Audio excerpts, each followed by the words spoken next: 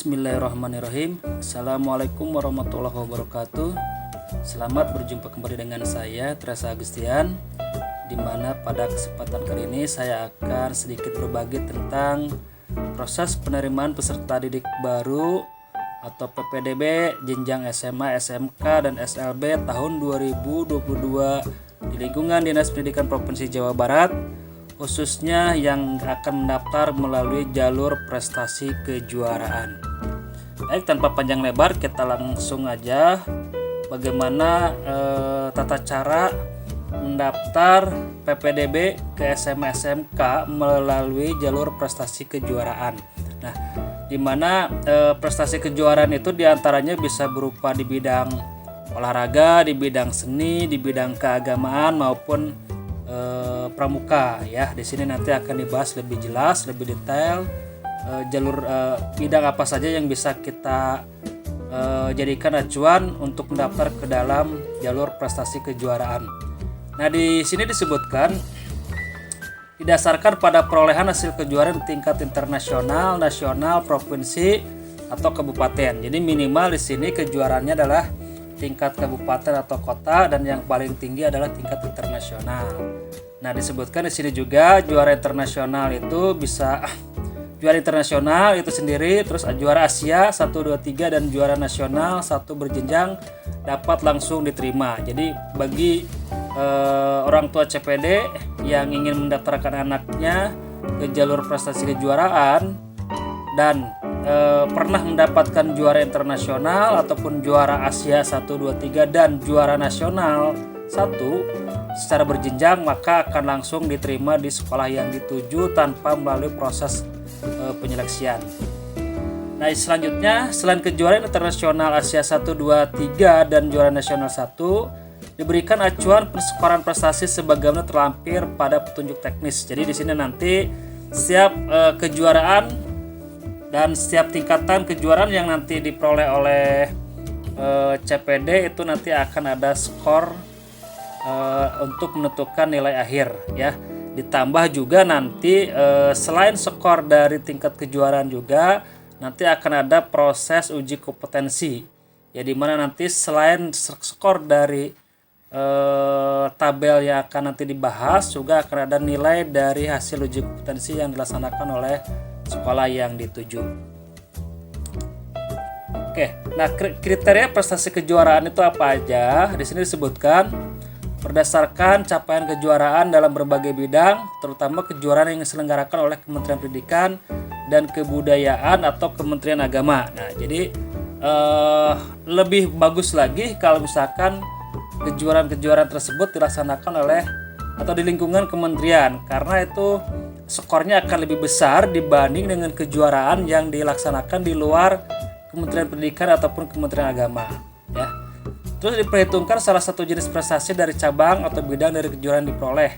Utamakan prestasi yang berjenjang, itu lebih bagus lagi. Misalkan waktu di kelas 1 juara 1 tingkat kabupaten, di kelas 2 juara tingkat provinsi, di kelas 3 juara tingkat nasional atau internasional gitu kan ya. Nah, itu lebih bagus lagi sehingga poinnya akan lebih besar.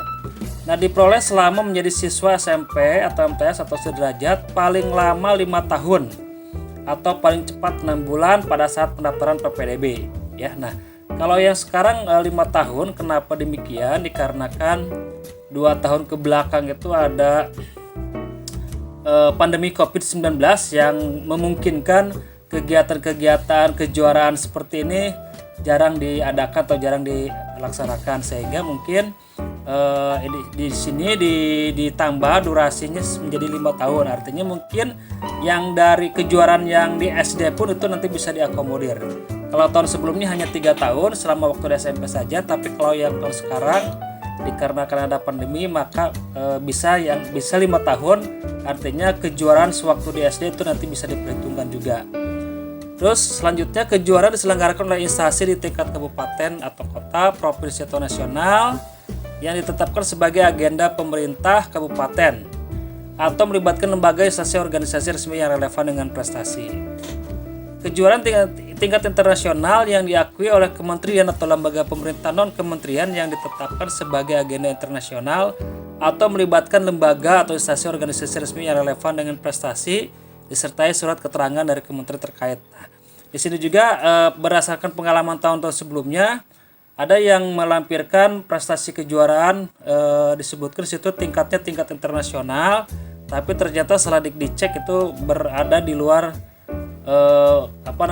penyelenggara kementerian. Artinya dari pihak kementerian sendiri tidak mengetahui. Nah itu artinya mungkin kejuaraannya mandiri yang diikuti oleh siswa dengan lembaga eksternal yang memang menyelenggarakan kegiatan-kegiatan tersebut.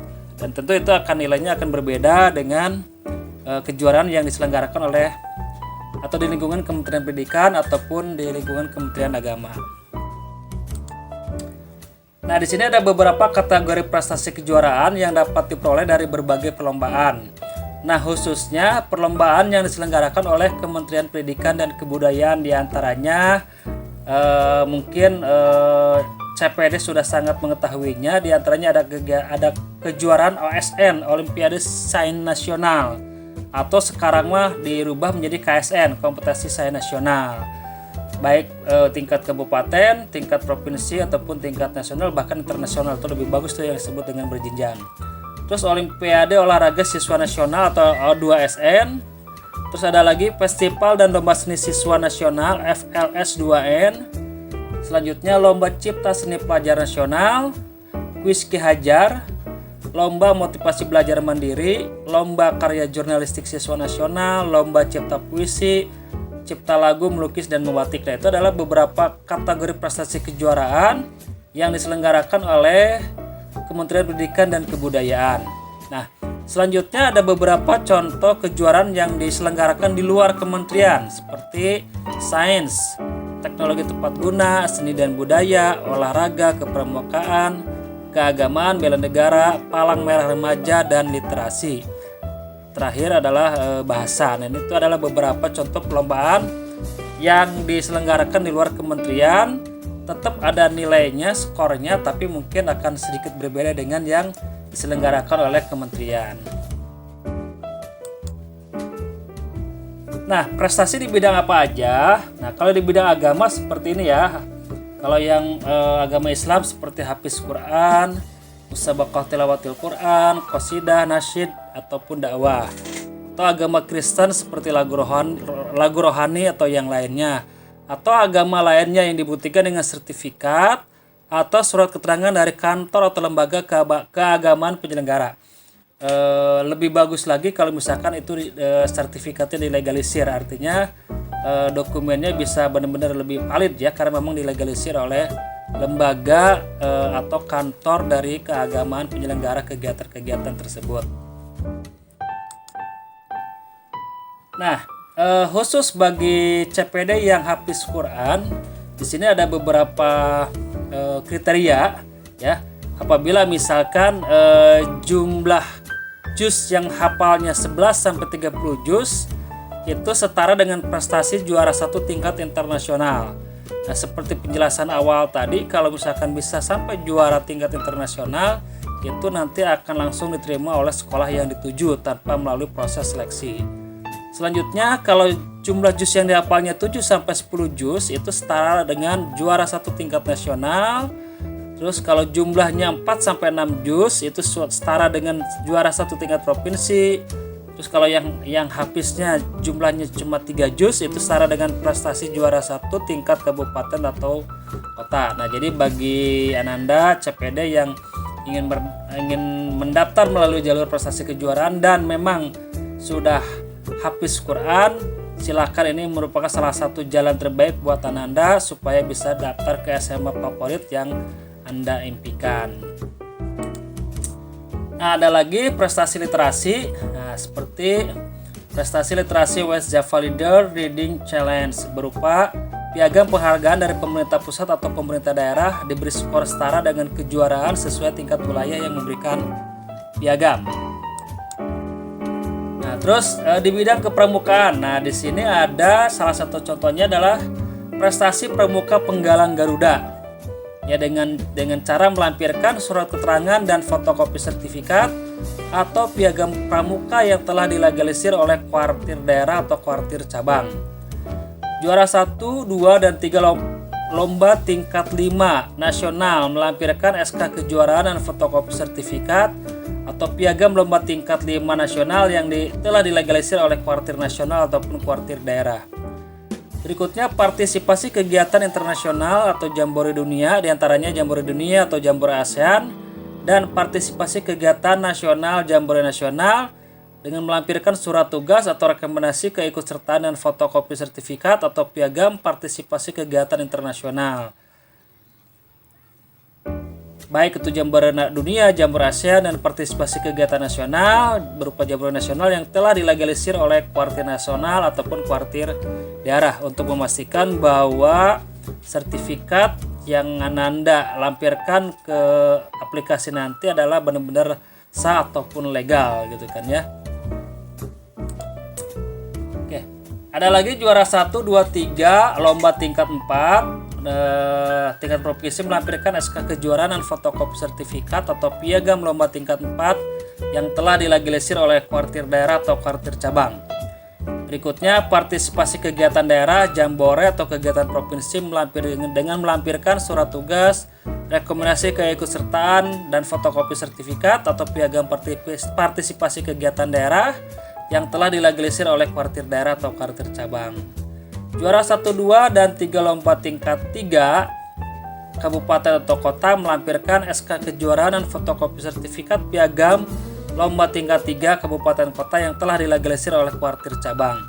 Partisipasi kegiatan cabang atau jambore kegiatan kabupaten kota melampirkan surat rekomendasi keikutsertaan dan fotokopi sertifikat atau piagam partisipasi kegiatan cabang yang telah dilegalisir oleh kuartir daerah atau kuartir cabang. Nah, itu adalah beberapa prestasi kepramukaan yang bisa dijadikan salah satu alternatif CPD untuk mendaftar ke jalur kejuaraan. Nah, ini tabel penskoran prestasi pramuka, di mana seperti yang tadi disampaikan di awal bahwa kalau misalkan Ananda punya piagam jambore dunia, maka itu perskorannya sama halnya dengan juara 1 internasional. Kalau piagam jambore internasional atau regional, juara 2 internasional. Piagam pramuka teladan, juara 3 internasional setaranya. Piagam pramuka Garuda, juara 1 nasional, dan seterusnya. Nanti silakan pilih oleh Ananda sertifikat mana yang Ananda punyai untuk mendaftar ke PPDB melalui jalur prestasi kejuaraan. Silakan nanti Anda lihat ya. Nah, ini penyekoran prestasi yang berada di lingkungan Kementerian Pendidikan dan Kebudayaan atau Kemenag, di mana kalau juara 1 tingkat dunia itu nanti skornya kalau yang tunggal 455, kalau yang bergu 445. Nah, di sini sewaktu Ananda mengikuti kegiatan atau mendapatkan kejuaraan, harus dilihat juga apakah kegiatan tersebut dilakukan secara tunggal atau dilakukan secara bergu. Nah, tentu kalau bertunggal dengan bergu di sini disebutkan skornya itu berbeda. Ya, contohnya yang tadi yang juara 1 tingkat dunia, tunggal skornya 455, kalau bergu 445. Bergu contohnya seperti misalkan sepak bola, kalau bidang olahraga futsal dan lain sebagainya ya. Juara dunia tingkat 2 tunggal itu skornya 440, kalau bergu 430, dan seterusnya sampai yang paling terakhir adalah juara harapan tingkat kabupaten atau kota dengan skornya yang tunggal 200, yang bergu 290. Silakan persiapkan mana sertifikat yang Anda punya untuk daftar ke jalur prestasi kejuaraan.